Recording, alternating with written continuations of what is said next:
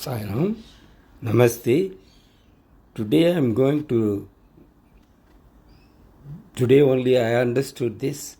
I want to share with you. This is very, very important. It's a great secret that's worth listening to the entire video. If you miss it, you miss the life. We know about the powers of mantra. Before talking about that, I'll just make sure one word we understand. Para. In Bhagavatam, Bhagavan is mentioned about as para. Para is transcendental form, beyond creative energy. Para means he has got no beginning. He has no cause. He is the cause of all causes. Right?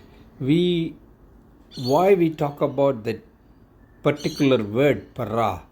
Para in another word meaning is in mantra chanting. Para is the ultimate way of chanting. Okay, I come back to that. Normally, when we are chanting mantras, what we do? If I have to chant Om Namah Shivaya, chant with the mouth, it is called Vaikari. Vaikari. Saying it in mind is another way of chanting. So when instead of saying out loud, we can say it in mind.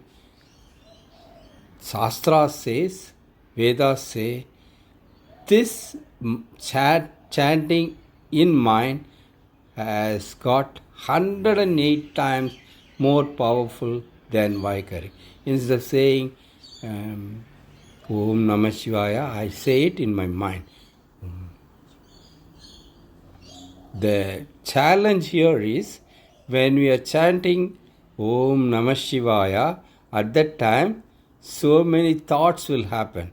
So whether you are concentrating, you are telling only Om Namah Shivaya or Om, whatever you wanted to do, that's the challenge. That's why in Sai organization also Swami taught us to chant it out loud. At least everybody knows you are doing it. In mind, when you are, that requires a lot of practice to chant it in the mind. That's more powerful than chanting outside, but it should not be disturbed. A continuous flow of chanting should happen for that to be effective. Otherwise, whatever comes as thought with that may also happen. That's a problem. So now I go to another way of chanting mantras. And so when I'm a visual person, people, in my opinion, in my categorization to understand, people are verbal understanding more. Some people are visual understanding. For a person to be know the same chanting, if it has to happen in his mind, it has to go through in his mind as a written form. Okay, in this case, Om Namah Shivaya is written in his language that he can understand. It goes in his mind. Namah Shivaya, visualization. That is more powerful. It is called Prashyanti. So Madhyama is normally what we chant loud is Vaikari, and Madhyama is mental chanting, that is 108 times powerful. This written mantra, that is Prashyanti. It is called Prashyanti. This Prashyanti is 11,664 times powerful than Madhyama. So visual, why? I come back. I mean, when somebody is in his deathbed, he is leaving the world. What happens is all his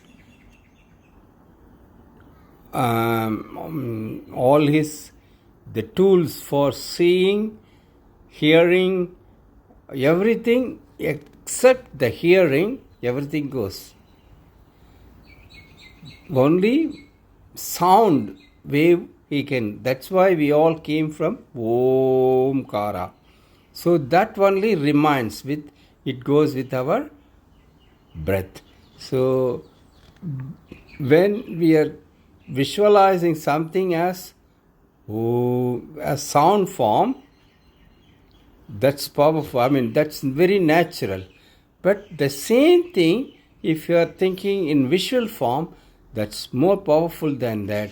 When that mantra is embedded in our body, in our personality, when we leave the world, if it goes with us like that, we already have the past to be merged visually, audibly with the vibrations that is called Om Namah Shivaya. When anybody thinks about Om Namah Shivaya, that energy is also pervaded into our Atma if we get that kind of practice. And now we come to the para that we talked about previously. We said para is Parabrahman, it is beyond creativity, that kind of energy. So when chanting of mantra, we don't even think, we don't even visualize, we don't even chant loud. We suppress it. How we do that? Om Namah Shivaya. Okay, Om Namah Shivaya. I am chanting mentally Om. No stress for me, nothing. I visualize it. Om Namah Shivaya. It also go in the fiat. Now, before going to the fiat, I am saying the Om Namah Shivaya comes from my belly. From here, it comes. From here, I just have breath control. I just have, I inhaled. I just stop my breath. Pause. Om Namah Shivaya stands here, goes down. So this suppressing of mantra, but how long will you do that? So it goes back into your body, everything.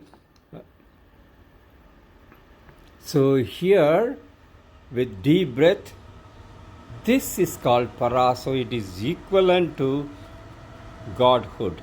So we do that para, the suppressing of mantra, it is 12,59,712 times more powerful than chanting loud. So in other words, 1.25 million times more powerful than chanting it like Vaikari, that is mantra. So when we suppress this kind of thing for something else, the negative energy, we are ruined. We have to take birth and again and again. Instead, why can't we suppress the mantra inside and it goes everywhere in our body? We can also chant also. That's, we don't exclude that. So we are full of the mantra is inside everywhere. Our mantra is there. So by this, lot of energy is created that solves our birth and death problem. We can attain moksha through this suppressing of mantra. Try it out and let me know. Thank you.